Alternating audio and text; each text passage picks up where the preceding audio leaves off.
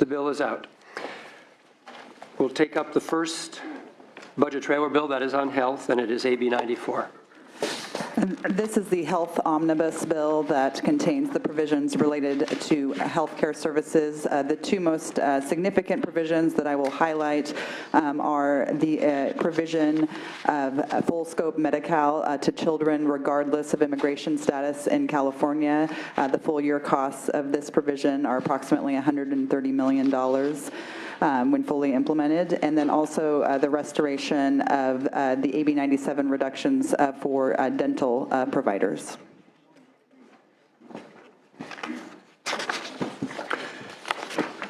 And then there were a number of smaller investments that were a part of the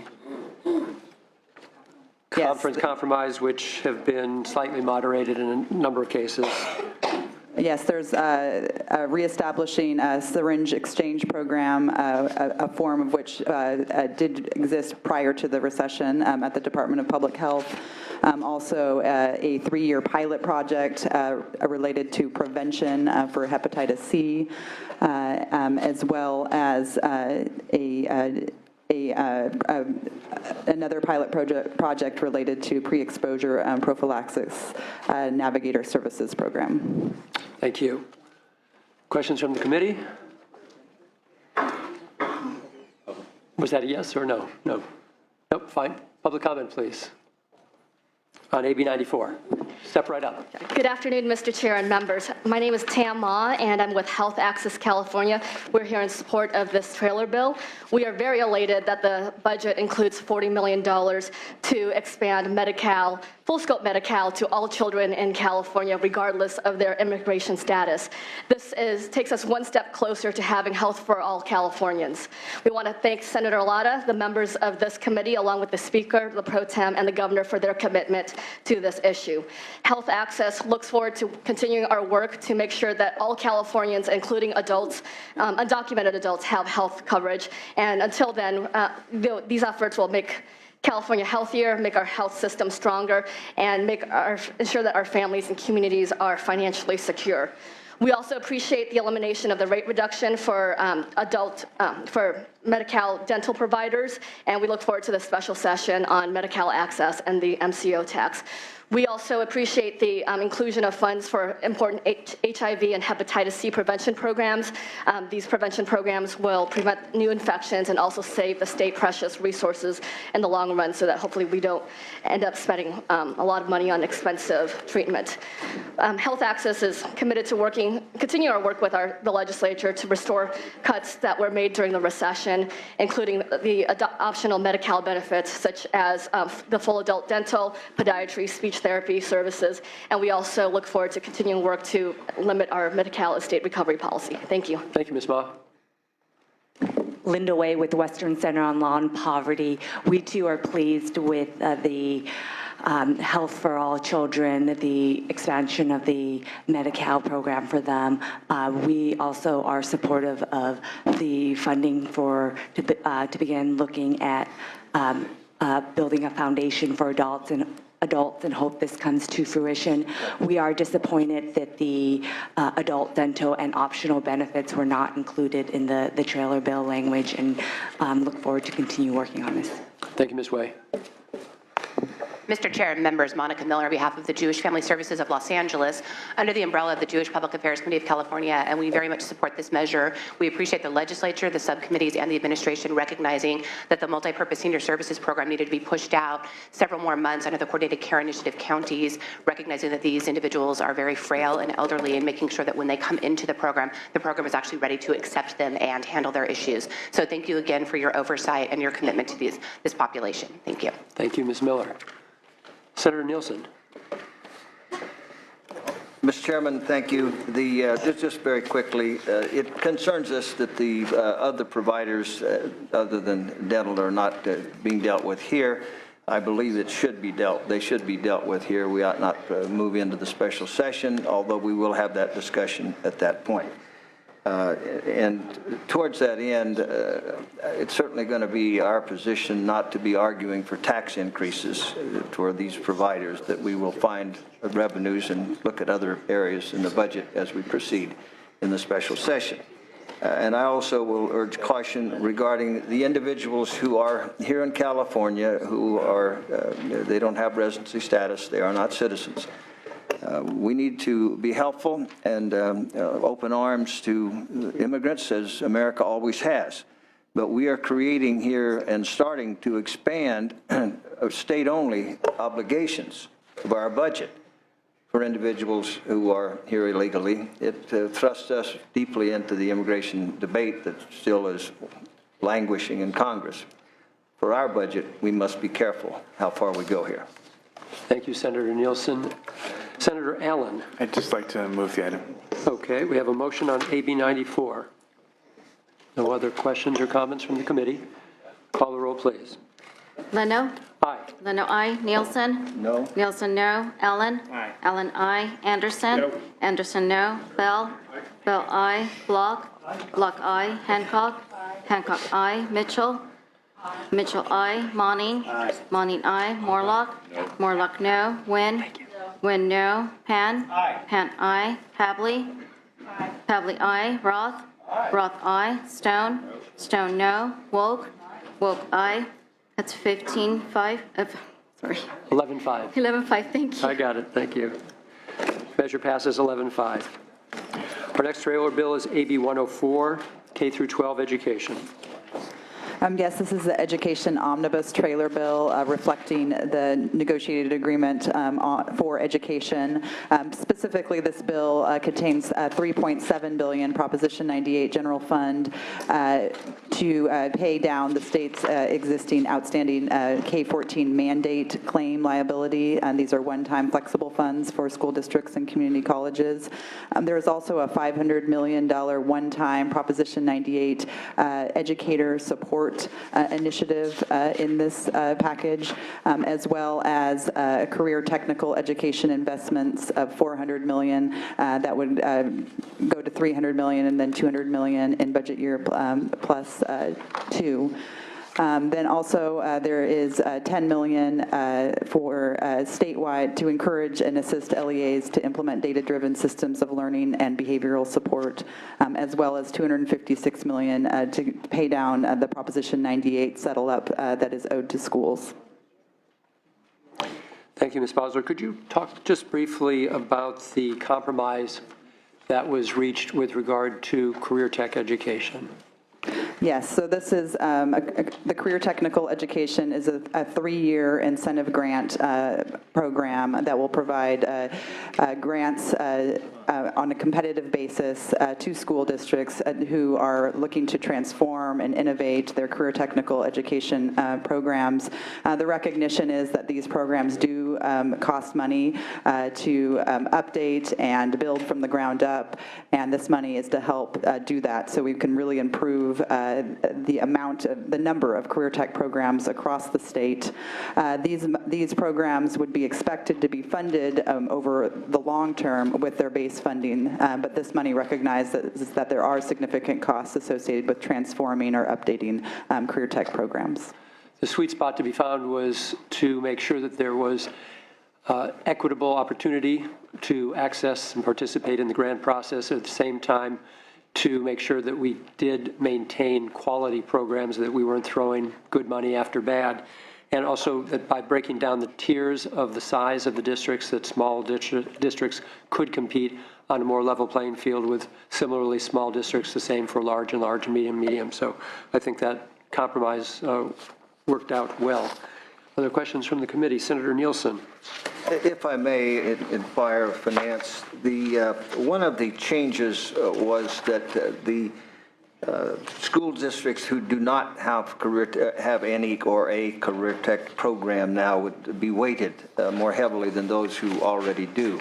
I can see the merit in nourishing new programs in career tech. We need to do that. But how will we not be then penalizing those who for years have sustained those programs and in many cases at their own expense? Ian Johnson, Department of Finance. So this was put in to also address some of the feedback that we received when it came to equity in this competitive grant program. And so as Senator Leno mentioned, There are tiers so that like-sized districts compete against each other.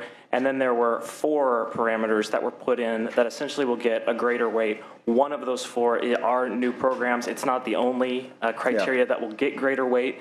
And so we think that there's still sufficient flexibility for the Department of Education in collaboration with the state board to be able to look holistically at these programs, and they won't be pinned to only provide award funding to new programs, but it was a concern that we heard, and so we thought that it was reasonable to add it, again, as one of the 4 criteria that get additional weight. I understand, and as I read them, there is a balancing, understanding how these districts work. I can see that the other balancing factors would be helpful, countervailing those who had programs that they won't necessarily be sacrificed. But I would just say we need to be cognizant and mindful in the weighting of those districts who have long performed and have performed up to standards, made their sacrifices. Thank you. Thank you, Senator Nielsen. Senator Roth. Thank you, Mr. Chair. I just wanted to commend the administration on making these changes in the career tech area. My concern, one of them has always been, how do the disadvantaged, the small districts compete in a competitive process when they do not have an established track record of a career tech education, and I think this goes a long way to addressing some of my concerns. And while I'm not always complimentary from the dais, I certainly want to compliment where compliments are appropriate, and thank you very much. Thank you, Senator. Senator Block. I'll move the bill. Thank you. Senator Hancock has a comment. Yeah, I do have a comment. I'm certainly going to support the bill today. There are many very good things in it. I would like to say that I'm disappointed that the conference committee's $25 million appropriation for after-school and summer programs fell out of the budget during the agreement with the administration. These are very, very important programs for our safety net for kids. Working parents will have their children out on the street from 2 o'clock in the afternoon to 6 o'clock at night. These programs, which are reimbursed at the rate of $7.50 a day per student, are among the lowest reimbursement rates in the country. The average reimbursement rate is $21 a day. And since these programs sometimes give the children and students in them the only food they will have till the next morning when they come to school, they're extremely important for our students. Some programs have closed their doors because of increases in costs, and that there hasn't been any increase in them for almost 10 years. I just want to remind us all that these programs also operate during the summer. Studies show that students lose about 3 months of learning on test scores if they don't have a place to go during the summer that reinforces their learning. We also know from crime data that the time young people are most likely to get into trouble with the law is in the after-school hours, when there's nobody home and nothing to do. And I chair public safety. I'll have some things, to say about that budget when it comes up.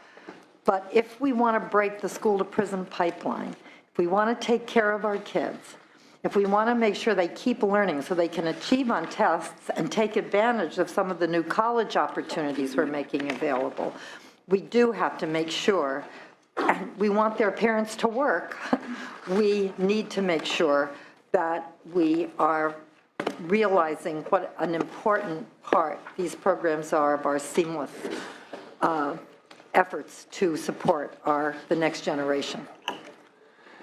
Thank you for your comments, Senator Hancock, and also for your steadfast advocacy. And though it is disappointing, not only in this, but any number of other issues that we had to negotiate out with the governor, that I think every time that we make the point, we move the ball further down the field, and I would encourage you not to stop. And I'll be there by your side, because I do agree with you that if we're serious about dealing with keeping our communities safer, making sure we have higher graduation rates, and keeping kids in school, that this is an important piece of it. So we're going to keep making that point. Any other questions from the committee? Senator Allen. Just a very quick comment. Sure. Which is to actually associate myself with both of the comments that were made. I know and very much believe in the after-school programs and summer school programs that were alluded to in addressing the achievement gap.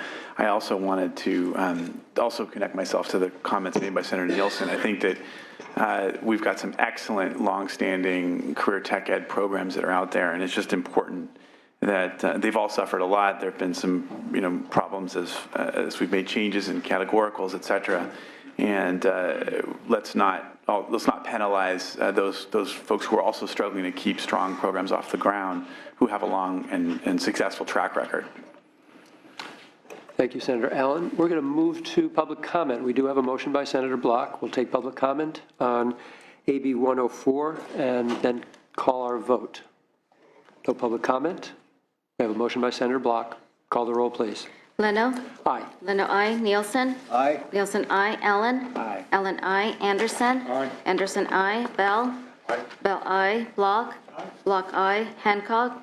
Hancock, aye. Mitchell? Monning? Aye. Monning, aye. Morlock? Aye. Morlock, aye. Wynn? No. Wynn, no. Pan? Aye. Pan, aye. Pavley? Pavley, aye. Roth? Aye. Roth, aye. Stone? Stone, aye. Woke? Woke, aye. That's 14-1. 14-1, we have a missing member. We'll keep the roll open for her. Moving on to AB 105, which is the trailer bill for local control funding formula. Yes, this is a bill that makes some changes to the local control funding formula and appropriates $6 billion for this formula. Just to follow up on the last conversation, I think the approach in the new LCFF world is just slightly different. The that created the ACES program it does dedicate a portion of money, but the growth money is really provided through this LCFF proposal so that local districts can make local decisions about what the best investments are for their students. And I do know that many school districts are making investments with their LCFF in after-school and summer programs because they also see the results. So there was some method to your madness, even if we disagreed with you. This bill is mostly technical cleanup, not that much policy change here. It also has the appropriation of nearly $6 billion, as mentioned, for the augmentation of LCFF. Is there any public comment? Any questions from the committee? We have a motion by Senator Block. Call the roll, please. Leno? Aye. Leno, aye. Nielsen? Allen? Aye. Allen, aye. Anderson? Aye. Anderson, aye. Bell? Bell, aye. Block? Block, aye. Hancock? Hancock, aye. Mitchell? Monning? Aye. Monning, aye. Morlock? Morlock, aye. Wynn? Wynn, aye. Pan? Aye. Pan, aye. Pavley? Pavley, aye. Roth? Aye. Roth, aye. Stone? Stone, aye. Woke? Woke, aye. 14. And we do have, again, a missing couple members, so we'll keep the roll open. Moving on to AB 106, our Human Services Trailer Bill. Thanks. Yes, this is a Human Services trailer bill. It contains a trailer bill language related to a multi-year community care licensing reform that the administration has undertaken, which includes $3 million general fund and 28.5 positions to begin the expansion of that division so that we may, over the next few years, get to an annual reporting of the adult daycare and residential care facilities of the elderly. This bill also includes the establishment of a federal immigration assistance program for undocumented persons at the Department of Social Services and includes $14.5 million for grants to community-based organizations for the provision of those services and $500,000 for DSS to administer this new program. Thank you, Ms. Bosler. I just want to point out that though there was a slight reduction in the funding for the CalWorks Housing Support Program relative to the conference committee report, there is still additional $15 million on top of what the governor had originally proposed earlier this year. This is a very successful new program that we funded for the first time last year. I think 40 counties applied for it. 20 were beneficiaries, and so the need still is growing and significant. The thought behind it, of course, is that as we invest state money to assist those who are trying to move from CalWORKs into the workforce, that as they deal with all the other issues that are challenging their lives, that until we stabilize their housing, we're probably going to see a lot of relapse, and it's a lot to expect and imagine of someone, especially with dependents, with family, to be able to get job training, get job place, look for a job, get a job, hold a job, all while being homeless. So San Francisco thanks you. I know many of other districts were beneficiaries of this. This money will allow for other counties to apply and participate, and I hope that in future years we can recognize. Actually, that's a good question for you. How are we going to document the great return on our investment so that we can look at those figures and hopefully have reason to want to put even more into it next year? Jacob Hoare with the Department of Finance. So the Department of Social Services is, sort of operationalizing this program in terms of counties are required to submit plans, and then they get the claims against those plans when they start spending the money. So this is something that is extremely important. The department is tracking this. They intend to have these funds allocated as soon as possible. And with regard to any kind of data collection or reporting back to at least the administration and not the legislature, how are we going to be able to substantiate a good argument that we need to sustain, if not augment, funding a year from now? Well, I think that's part of what the data will show. Okay. So that will be something that, obviously we would report back to the legislature on the progress and the the outcomes. Great. I know I'd be interested in. Senator Mitchell's committee would be interested in as well. Any other questions from the committee? Okay, we have motions. Thank you, Senator Wynn. Mr. Harold, would you like to speak? It's a little joke we've got running because he stood for a half hour at one of our recent hearings, and I completely spaced the fact that we had public comment. And noticed I moved towards you today. Thank you. Your Yes. attention. Your patience is rewarded. Please proceed. Thank you, Mr. Chair. Mike Carroll with the Western Center on Law and Poverty. And we appreciate the comments that you just made about the housing support program. We're happy to see that there is an investment going forward on that program. However, we must say that overall we're disappointed with the conference with AB 106, with this measure. Many of the items that left the conference committee were in the budget that you voted on Monday, such as the maximum family grant, COLAs for the CalWORKs program and the SSI program, which were repealed in 2009. And a $10 a month increase for the SSI grants, which have not been increased at all in the last 6 or 7 years. While many programs have had restorations, that program has never had a single penny of the hundreds of millions of dollars that are being cut every year from blind, aged, and disabled Californians. So we are disappointed that this package does not include any of the changes that were included, and we're hoping that at some point the legislature will look to make these kind of restorations and investments. Next year, when we come testify in front of the Budget Committee, we will unfortunately be informing you that poverty is going to deepen among these families and these individuals in many cases. Thank you. Thank you, Mr. Harold, and thank you for your comments and highlighting a number of issues that I'm sure we would be discussing if Senator Mitchell had not stepped out of the room for some other obligations right now. But it's important to note, on the one hand, recognizing the legislature did not succeed in getting everything we wanted out of our compromise. That's the nature of compromise. But it also clarifies the great unmet need that exists in California. And I know we'll have broader discussions about revenues in the rest of the hearing as well as in the special sessions. But I think all that got left behind the COLAs for those who receive SSI, SSP. These are blind, disabled, aged people who have no way of earning anything themselves because of their conditions in life, who are living below the poverty level because we, not the federal government, we, the state government, have cut their COLAs. That is a real human need. And so I know it's not happening now. We'll be advocating for it again in the coming year, but it only puts a bright light on the fact that we continue to have a shortage of revenue to do all that is needed in this state. Yes, there can be identification of waste, fraud, and abuse. We're always trying to make sure that we operate government as efficiently as possible. But nonetheless, there are enormous unmet needs, and they should be recognized as such. We have a motion by Senator Monning. We've had our public comment. Call the roll, please. Leno? Aye. Leno, aye. Nielsen?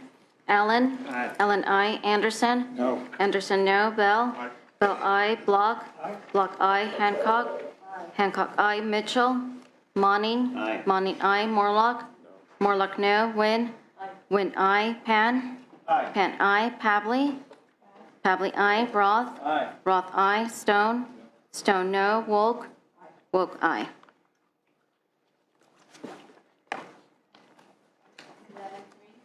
We have a vote of 11-3. We will keep the roll open for our absent members. AB 107, thanks, Sam. Our earned income tax credit. Yes, AB 107 implements the first ever in California earned income tax credit. This is a refundable tax credit that's really focused on the lowest income households in California. It's more targeted than the federal tax credit, but it is based on the federal tax credit. The tax credit's overall estimated costs are approximately $380 million, and the individual credits to individual households would range from about $200 for households with no dependents to $2,650 with that have multiple dependents. This has been thoroughly discussed in our budget committees, our subcommittees, and conference committee. Any change from the conference report? No. All right, so we have already voted on this before. We have a motion by Senator Pan. We have discussed this at other opportunities. Any public comment? I don't see any. Call the roll, please. Leno? Aye. Leno, aye. Nielsen? Allen? Aye. Allen, aye. Anderson? Aye. Anderson, aye. Bell? Bell, aye. Block? Aye. Block, aye. Hancock? Hancock, aye. Mitchell? Monning? Aye. Monning, aye. Morlock? Morlock, no. Wynn? Wynn, aye. Pan? Aye. Pan, aye. Pavley? Pavley, aye. Roth? Aye. Roth, aye. Stone? Aye. Stone, aye. Wolk? Wolk, aye. Nielsen? No. EITC. Nielsen? Nielsen, no. 1 second. Earned income tax credit. Oh, okay, aye. Excuse me. Nielsen, aye. And we will hold the roll open for that as well. 14-1. 14-1 so far. Keep the roll open.